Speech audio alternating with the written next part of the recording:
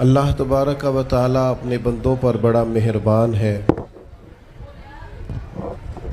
وہ اپنے بندوں کو معاف کرنے والا ہے، اپنے بندوں پر رحمت کرنے والا ہے۔ ہم اللہ تعالیٰ کے عاجز بندے ہیں، خواہشات نفسانیہ کئی دفعہ معاذ اللہ غالب آتی ہیں، غلطیاں ہو جاتی ہیں، اور ان غلطیوں کی پاداش میں انسان اپنی جان پر زیادتی کرتا ہے۔ اللہ تعالیٰ معاف کرے تو اس کا سفر اللہ کے عذاب کی طرف ہوتا ہے۔ اب ہمیں یہ حکم ہے کہ ہم سب بار بار استغفار کریں اپنے رب کی بارگاہ میں، اس کے حضور توبہ کریں، اللہ سے معافی کے خواستگار ہوں۔ نبی پاک علیہ الصلوۃ والسلام نے تعلیم امت کے لیے فرمایا ہے کہ میں دن میں 100 بار اپنے رب سے استغفار کرتا ہوں۔ بار بار اس کی طرف رجوع کیا جائے، بار بار اپنے رب کے حضور معافی مانگی جائے، اور بار بار جائزہ لیا جائے اپنے اعمال کا۔ بار بار کوشش کی جائے کہ ہم اپنے آپ کو سنواریں، ہم اپنے آپ کو بدلیں، اپنے اندر تبدیلی لائیں، ہم ایسے اعمال کریں جس کی برکت سے اللہ تعالی ہمیں معاف فرمائے۔ اللہ جزائے بڑی مہربانی، جزاک بڑی مہربانی۔ کوشش کریں کہ ہم بار بار اپنا حساب کریں، محاسبہ کریں۔ ہمارے ہاں یہ ہوتا ہے کہ لوگ اپنی جسمانی صحت کا تو بڑا خیال رکھتے ہیں کہ میری طبیعت ٹھیک نہیں، ٹیسٹ کرا لوں، یہ چیز کھاؤں، یہ نہ کھاؤں، میں غور کروں کہ کس چیز سے میری طبیعت خراب ہوتی ہے، کس سے بہتر ہوتی ہے، اس کا بڑا لحاظ اور خیال کیا جاتا ہے۔ لیکن روحانی زندگی کس سے برباد ہوتی ہے، کون سے گناہ ہیں جو باطن کو اجاڑ دیتے ہیں، دل کو تباہ کر دیتے ہیں، اخلاق کا جنازہ نکال دیتے ہیں، اس پر ہم غور نہیں کرتے۔ اپنی ساری زندگی اپنا ظاہر سنوارنے میں گزار دیتے ہیں، اور دل جس پر رب کریم کی نظر کرم رہتی ہے اس پر ہم توجہ نہیں کرتے۔ سب سے پہلے تو اپنا محاسبہ کریں زندگی میں۔ حضرت عمر رضی اللہ تعالیٰ عنہ ایک جملے میں بات بہت بڑی ارشاد فرما گئے۔ آپ فرماتے ہیں کہ اپنا حساب کرو اس سے پہلے کہ تمہارا حساب کیا جائے، پھر حساب کیا جائے گا تمہارا پھر مشکل ہوگی، تو ابھی سے اپنا حساب کیا جائے۔ اب ان لوگوں کا معاملہ ہے جو دنیا سے رخصت ہو گئے۔ انسان خیر اور بدی اس کا مجموعہ ہوتا ہے، انسانوں میں نیکیاں بھی ہوتی ہیں، کمزوریاں بھی ہوتی ہیں۔ اب ہم میں سے جو دنیا سے رخصت ہو گئے ہیں ان کے تعلق سے ہمارے کوئی ذمہ داریاں ہمارے ذمے بچتی ہیں۔ ایک تو ہم سب کا معاملہ ہے، وہ میں نے پہلے عرض کر دیا کہ ہمیں اپنا حساب کرنا ہے، اپنے معاملات کو دیکھنا ہے، استغفار کرنا۔ پھر یہ کہ جو لوگ رخصت ہو گئے ان کے لیے کیا کریں۔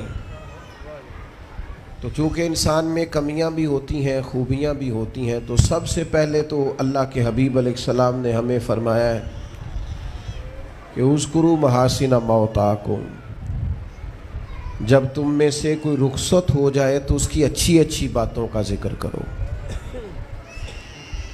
ایسا نہیں کہ انسان میں ساری خوبیاں ہی ہوں گی، لیکن تم خوبیاں تلاش کر کے ان کا بیان کرو، تم زمین پر اللہ کے گواہ ہو۔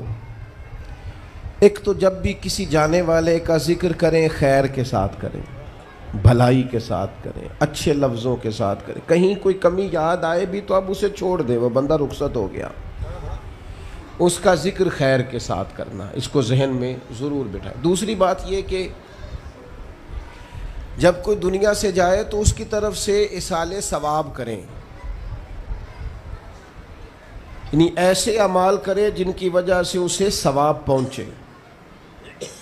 اب ہمارے ہاں جو رسم و رواج بعض بن گئے ہیں، بڑی بڑی دیگیں، بڑے لاؤ لشکر، نامی گرامی بندہ ہے تو نامی گرامی آؤ جاؤ تو کھانے تو بڑا جلسہ تو پتہ لگ جائے لوگوں کو، تو پہلے تو یہ یاد رکھو جس کام میں تھوڑی سی بھی ریاکاری ہو اس پر اللہ کی بارگاہ سے اجر کی امید کیسے رکھتے ہو؟ جب تک عمل خالص لوجہ اللہ نہیں ہوتا، جب اس پر ثواب مل نہیں رہا تو جائے گا کیسے؟ جتنا آپ عمل چھپا کے کریں گے، جتنا آپ عمل اللہ کی رضا کے لیے کریں گے، اتنا ثواب زیادہ ہوگا، جانے والے کو فائدہ زیادہ ہوگا۔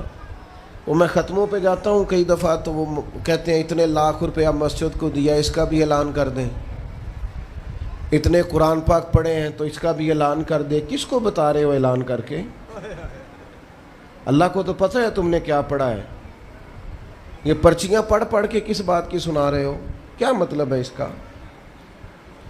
حضرت عبداللہ ابن مسعود رضی اللہ تعالیٰ عنہ فرماتے ہیں بعض ریاکار مر کے بھی ریاکاری نہیں چھوڑتے۔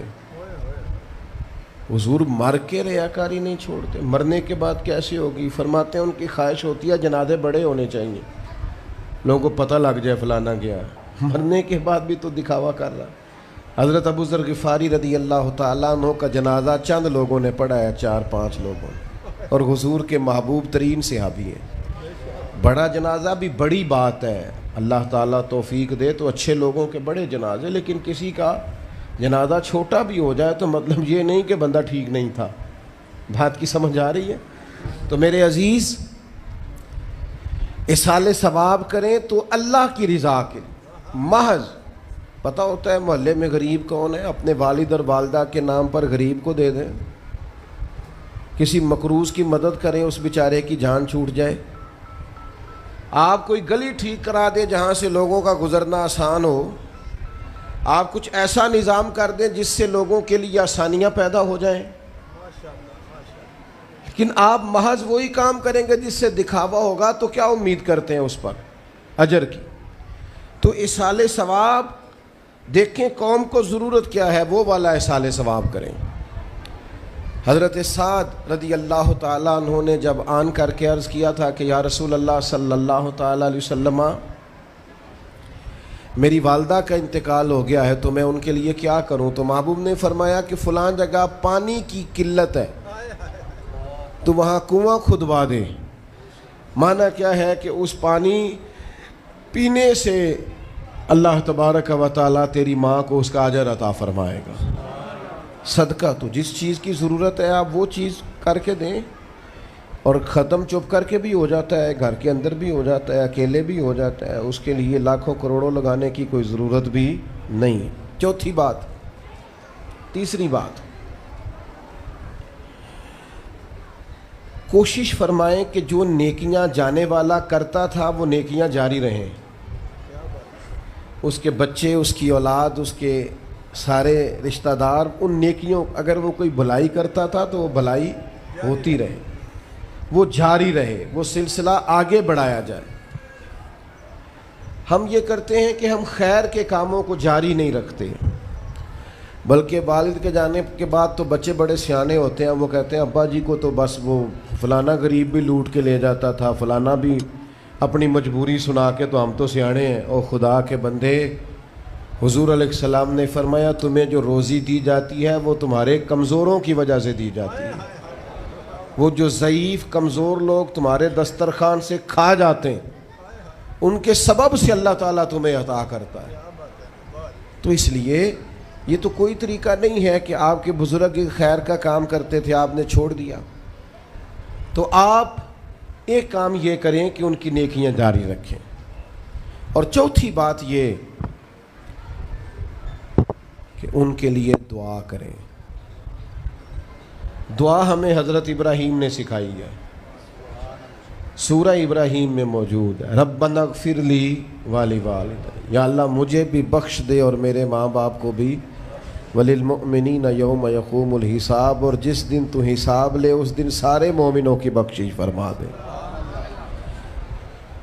ایک شخص نے نا حضور علیہ السلام کے سامنے دعا مانگی، اللہ مجھ پہ رحم فرما اور اپنے نبی پہ رحم فرما۔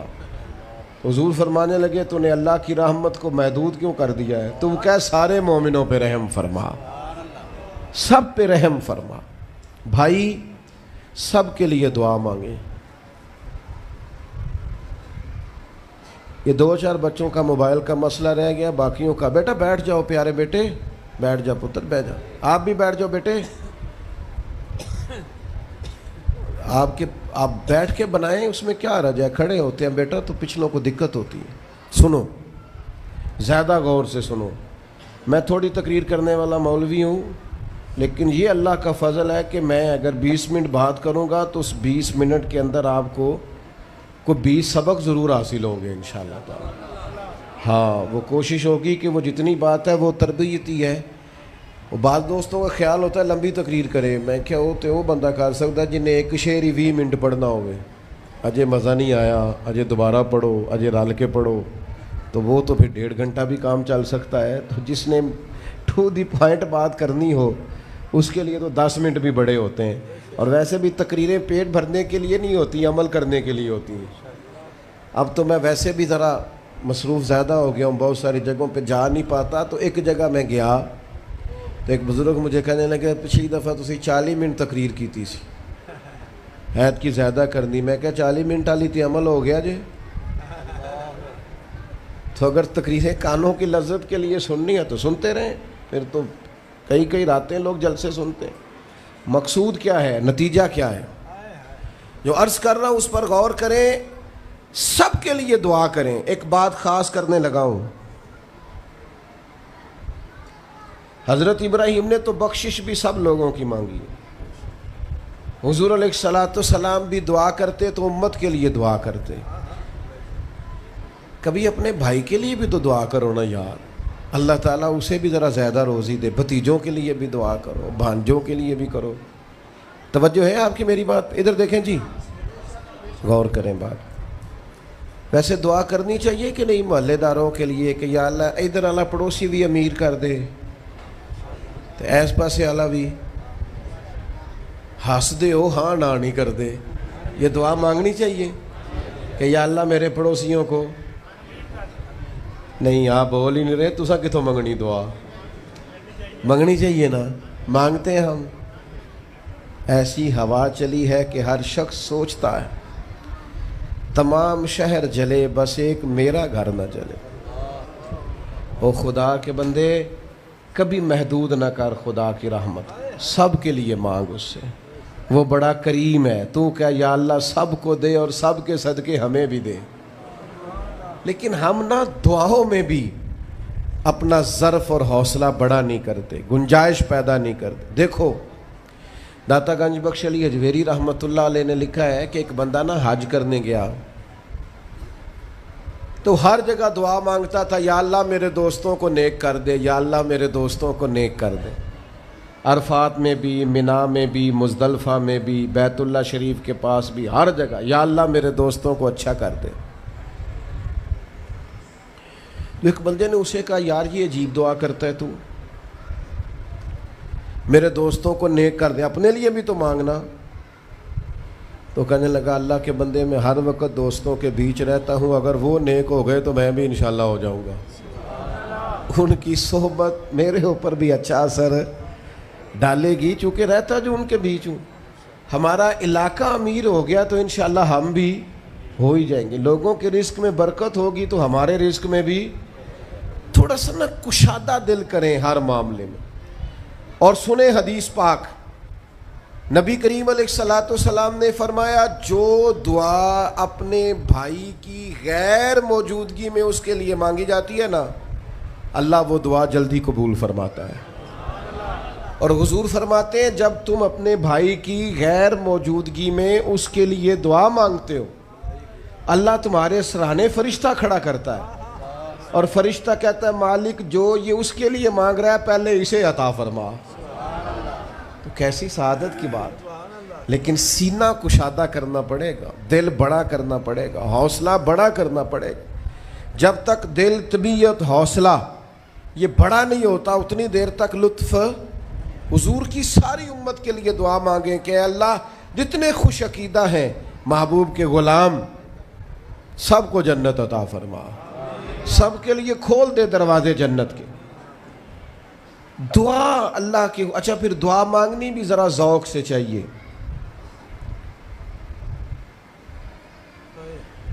کسی بندے نال ذاتی کام ہوئے، ذاتی کوئی لوڑ پہ جائے وہ کیویں کرائی دا پلا جی؟ تو پتہ ہے سارے گل دا۔ السلام علیکم جناب، کہندا وعلیکم السلام، کتھے ہو جی؟ میں تے دور ہاں کدھرے، تسی حکم کرو۔ کہندا نہیں ٹیلی فون والی گل ہی نہیں، مینوں مل کدھرے؟ اور رات کو کسی وقت کہتا میں 2 بجے آؤں گا، میں جاگنا یار مجبوری بڑی ہے، تو پاویں 3 بجے آ، مینوں مل کے سوویں۔ پھر اس کو جا کے مجبوری بتاتے ہیں، کلیاں قسمیں اٹھاتے ہیں، اور یہ بھی اس کو کہتے ہیں بار بار کہ میں سارے دوستاں سنگیاں ساتھیاں ساکاں نو آکھ بیٹھا، تیرے تو بغیر گل کو نہیں سنی کسی بھی۔ پورا قائل کرتے ہیں اس کو، پورا مجبور کر دیتے ہیں مدد کرے۔ کرتے ہیں کہ نہیں ایسا؟ لوگ کرتے ہیں نا۔ اور تمہیں پتہ ہے بندہ کیسے مانتا ہے، منا لیتے ہو تو سیکھ جاؤ نا رب کیسے مانتا ہے۔ کبھی بیٹھو نا اکیلے مصلی بچھا کے اور کہو نا اس سے کہ مالک تیرے سوا کدھر جائے، کس سے کہیں، کس کی بارگاہ میں عرض کریں، کون ہے جس کے حضور جائیں؟ ایک بزرگ تھے تو ان کی بڑے درد سے دعا مانگتے تھے، تو کسی نے کہا کہ آپ نے دعا مانگنے کا طریقہ کس سے سیکھا؟ کہنے لگے اپنی بیوی سے۔ بیوی سے کیسے سیکھا؟ تو وہ کہنے لگے میری بیوی کو کوئی کام تھا گھر کا، کوئی خرچہ اس نے مجھے بتایا، تو میں نے اسے کہا ابھی میرے پاس پیسے کوئی نہیں، آتے ہیں کہیں سے تو دیتا ہوں، کرا دیں گے۔ عورتوں کی عادت ہوتی ہے 2-4 دن کے بعد پھر یاد کرایا کہ وہ کام گھر کا ہونے والا ہے، پیدا کیا ہے، بتا تیری بارگاہ میں عرض نہ کروں تو پھر میں کس سے کروں؟ بندے تو بات سنتے ہیں تو پھر وہ پردے کھول دیتے ہیں، دیتے کچھ نہیں اور لوگوں کو سناتے ہیں فلانا آیا جی پیسے پہ منگدا ہے۔ ایک سنگی سی ایک دفعہ تے انہیں پائی دا تگڑا ہے چنگا، دور کسی سنگی کو لونے کو مدد لئی تھوڑی، میں نے کہا یار تیرا بھائی ٹھیک ٹھاک ہے؟ وہ کہتا ہے دیندا تے ہے پر بدنامی بڑی کرتا ہے، سب نو دس چھڑتا ہے۔ عزت رب کی بارگاہ میں بندہ عرض کرتا ہے تو بندے کا پردہ بھی رہ جاتا ہے اور وہ عطا بھی کر دیتا ہے۔ میرے دوستو دعائیں شوق سے مانگو، دعائیں درد سے مانگو۔ وہ اکبر الہٰبادی نے کہا تھا مصیبت میں بھی اب یاد خدا ہم کو نہیں آتی، دعا منہ سے نہ نکلی جیبوں سے عرضیاں ہی نکلیں، دفتروں میں درخواستیں جمع کرانے کے لیے بڑا وقت ہے، اس کی بارگاہ میں کیوں نہیں بیٹھتے؟ اس کے حضور حاضر کیوں نہیں ہوتے جو پردہ پوشی کرے، اپنے بندوں کو نوازے؟ اور 10 منٹ نکال کے اس کی بارگاہ میں آ تو صحیح۔ حضور فرماتے ہیں رب کہتا ہے میرا بندہ جب میری بارگاہ میں ہاتھ اٹھاتا ہے مجھے حیا آتی ہے، میں خالی واپس کیسے کر دوں؟ جاتے ہی نہیں، عرض ہی نہیں کرتے۔ دعا تو مومن کا ہتھیار ہے، طاقت ہے بندے کی، شان ہے، ہر دکھ سکھ رب رسول کی بارگاہ میں کہے، طاقتور ہو جائے اور پھر دعا ذوق سے کرے، شوق سے۔ میں چھوٹا سا آدمی ہوں، صبح مسجدوں میں نا قاری صاحب کے پاس، حافظ صاحب کے پاس بچے سبق پڑھنے آتے ہیں، الف با تا سا، میری طرح کا سب سے چھوٹا مولوی بھی سبق پڑھا رہا ہو نا، تو بچہ سبق پڑھاتے ادھر ادھر دیکھے تو قاری صاحب تھپڑ مارتے، کہتے ادھر تک کوئی سبق میرے سے پڑھ رہا، دیکھ ادھر رہا ہے۔ اور بات بھی ٹھیک ہے کہ وہ بچہ کیسے پڑھے گا جس کا دھیان ہی نہیں، لفظوں کی پہچان ہی نہیں ہوگی۔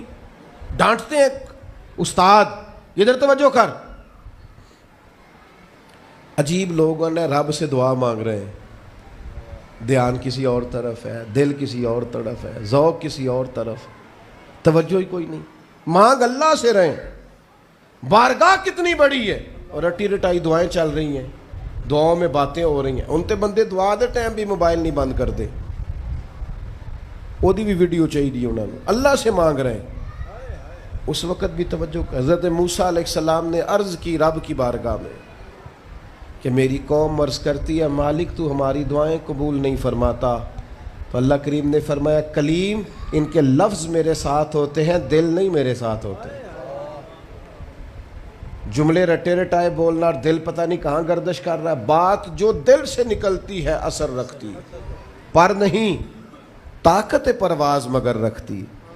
اب جو ہم جانے والوں کے لیے دعائیں کریں گے، اس میں تو ہمیں چاہیے آپ پیر صاحب سے دعا ضرور کرائیں، علامہ صاحب سے ضرور دعا کرائیں،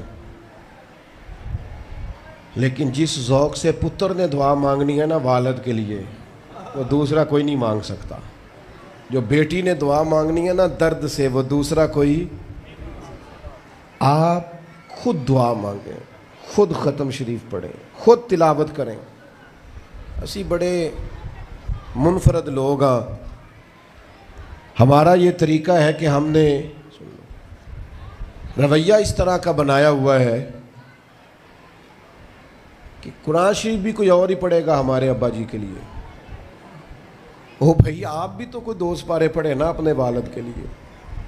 وہ میں اینے قرآن پاک پڑھائے نے، تو آپ کنے پڑھے نے بھائی؟ ایک بھی نہیں. وہ سارے مدرسے کے بچے. اور پھر آپ نے ناراض نہیں ہونا میری بات سے. قرآن پاک کے بارے میں نبی پاک علیہ السلام نے فرمایا جب تک دل جمے پڑھو، اور جب دل نہ جمے طبیعت تھکے تو چھوڑ دو.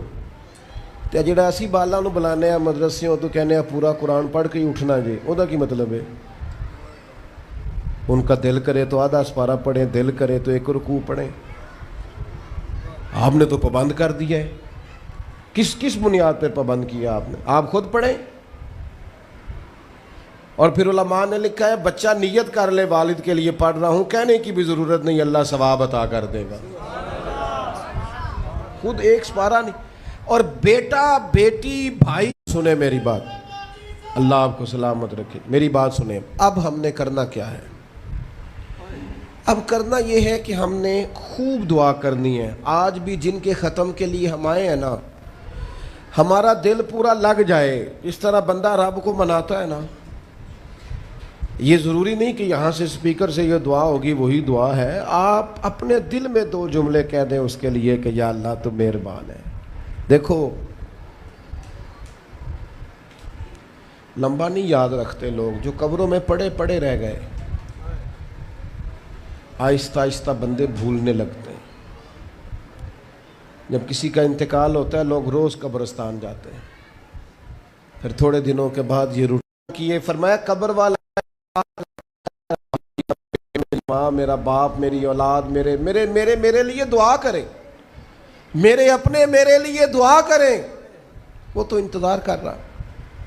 دوستو اپنے جانے والوں کا بہترین تحفہ ان کے لیے دعا کرو. میری والدہ میرے والد چلے گئے، کوئی مجھ سے پوچھے نا ان کے لیے کیسے دعا کرتے تو میں کہتا ہوں میری سانسیں بھی دعا کرتی، میری دھڑکنیں بھی دعا کرتی. ایک دن نہیں، ایک دن میں کئی دفعہ جب بھی خیال آتا ہے ان کے.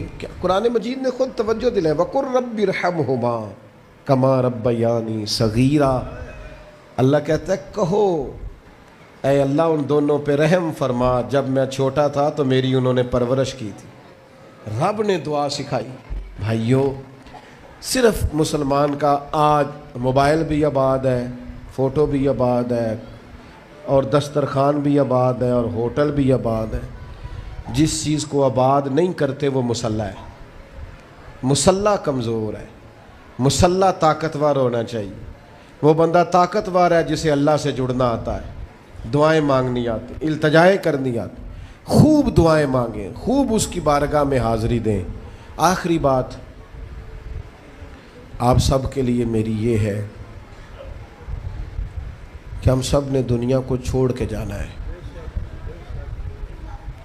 ہم دنیا میں اچھے عمل کرنے آئے ہیں.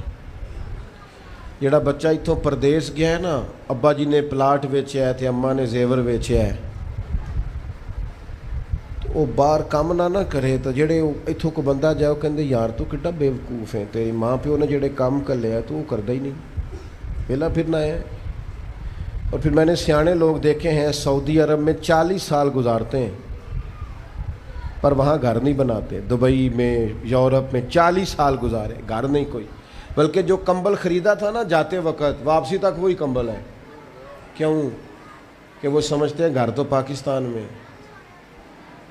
پردیس کے لیے محنت، یہاں گھر بنانے کا مقصد کوئی نہیں. اور میرے دوستو نبی پاک نے ہمیں فرمایا دنیا میں اس طرح رہنا جس طرح مسافر رہتے ہیں.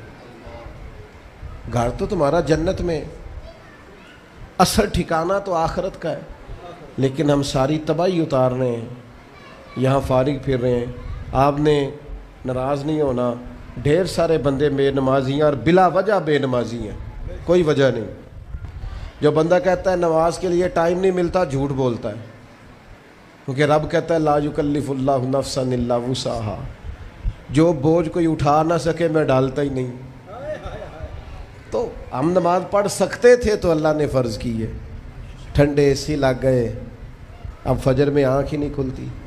او خدا کے بندو, اس وقت سے ڈرو جب اے سی بھی ہو, کمرہ بھی ہو, پر نیند ہی نہ آئے. آج نیند ضرور کرو پر غافلوں والی نہ کرو. فجر کی نماز بر وقت. آج کل ہی تو موقع ہے فجر پڑھنے کا جب رات چھوٹی. اب بھی تو مزہ آتا ہے, بندہ تھوڑی قربانی دے کے اٹھتا ہے.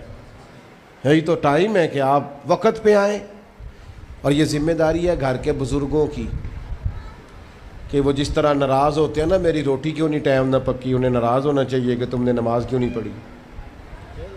لیکن وہ ذات کے لیے ناراض ہوتے ہیں, دین کے لیے ناراض ہی نہیں ہوتے. اس پر ضرور توجہ کریں, بالخصوص اپنی نماز کا خاص. اور نوجوانوں سے کہوں گا, جو بندہ جوانی میں نمازی نہیں نہ ہوتا, بڑھاپے میں اس کے لیے عادت ڈالنا مشکل ہوتا ہے. ابھی سے نمازی ہو جاؤ, بڑا مزہ آئے گا, زندگی مینج ہو جائے گی. ہم تو بھائی ٹائم کے اتنے پابند ہی نہیں رہے. ساڈا تو ٹائم ہی ہے وے, زور تو پہلا زور تو بعد, عصر تو پہلا تے عصر تو, ہر چیز نماز کے ساتھ سیٹ ہے. بڑا مزہ آئے گا اگر اس کے ساتھ آپ کی زندگی ساری ترتیب پا جائے. دعا کرتا ہوں اللہ ہماری حاضری قبول فرمائے.